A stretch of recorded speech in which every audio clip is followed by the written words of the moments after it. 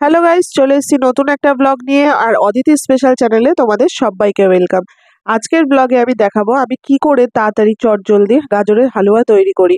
বন্ধুরা, আমি সেরকম বেশি কিছুই আহামরি আয়োজন করি না। হ্যাঁ, জানি আমার থেকে অনেক ভালো তোমরা হয়তো আরো গাজরের হালুয়া করতে পারো, কিন্তু আজকে আমার এই রেসিপিটা তোমরা একটু দেখে নাও। প্রথমেই এই লাল গাজরগুলো বাজার দিয়ে কিনে এনে ভালো করে ধুয়ে তার খোসা ছাড়িয়ে মিহি করে কুড়িয়ে নিয়েছি। খুব একটা মিহি করার দরকার নেই, গাজর এমনি গলে যায়। তারপরে কড়াই গরম হলে সেখানে ঘি দিয়ে পরিমাণ মতো আর ২-৩ খানা এলাচ ফেলে দিয়েছি। এলাচগুলো ভেঙে নিয়েছি, তারপরে গাজরগুলো দিয়ে দিয়েছি।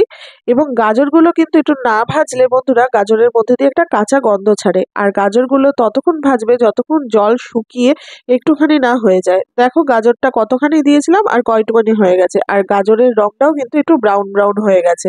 তো তোমরা দেখলেই বুঝতে পারবে। আর গাজরটা কিন্তু মিডিয়াম টু হাই ফ্লেমে দিয়ে নাড়াচাড়া করতে থাকবে। এখানে আমার গাজরের পরিমাণটা ৭০০ গ্রাম গাজর নিয়েছি, আর সেখানে আমি ১ লিটার দুধ নিয়েছি। দুধটা তোমরা আগে থেকে জ্বালিয়েও রাখতে পারো, জ্বালিয়ে রেখে ঠান্ডা করে রাখতে পারো, অথবা না করলেও কিন্তু কোনো রকম কোনো অসুবিধা নেই।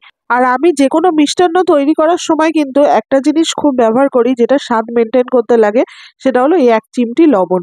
বন্ধুরা, এই ১ চিমটি লবণ কিন্তু স্বাদটাকে ব্যালেন্স করতে সাহায্য করে। আর এখানে আগে থেকে ধুয়ে রাখা কতগুলো কিশমিশ আমি এর মধ্যে ফেলে দিলাম। কিশমিশগুলো কিন্তু গাজরের সঙ্গে ফুটলে পরে ফুলে ফুলে উঠবে এবং খেতেও সেটা ভালো লাগবে।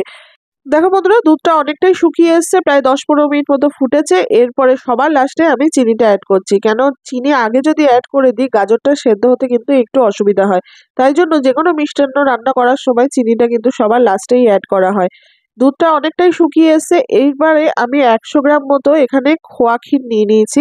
যে কোনো মিষ্টির দোকানে তোমরা পেয়ে যাবে। এই খোয়া ক্ষীরটা গাজরের হালুয়ায় অ্যাড করলে কিন্তু আলাদাই একটা টেস্ট হয়, খুবই সুন্দর লাগে আর ক্ষীরের মতো টেস্টটা হয়। আরো ১০ মিনিট মতো ফোটানোর পরে দেখো পুরো দুধটাই শুকিয়ে এসছে, আর যেটুকুনি দুধ আছে এটা কিন্তু ঠান্ডা হলেই টেনে যাবে। এরপরে আমি ভাঙা কাজু এর ওপর দিয়ে ছড়িয়ে দিয়েছি। তোমরা চাইলে আরো আমন্ড বাদাম, পেস্তা বাদাম তোমাদের টেস্ট মতো তোমরা ছড়াতে পারো।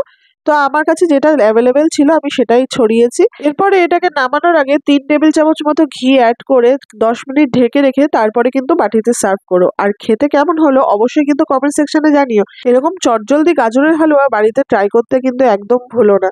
আরো নতুন নতুন ব্লগ নিয়ে তোমাদের সামনে হাজির হব। ভিডিওটি কেমন লাগলো অবশ্যই কিন্তু কমেন্ট সেকশনে জানিও, আর লাইক, শেয়ার, সাবস্ক্রাইব অবশ্যই করো। আজকের মতো বাই, দেখা হচ্ছে নেক্সট ব্লগে।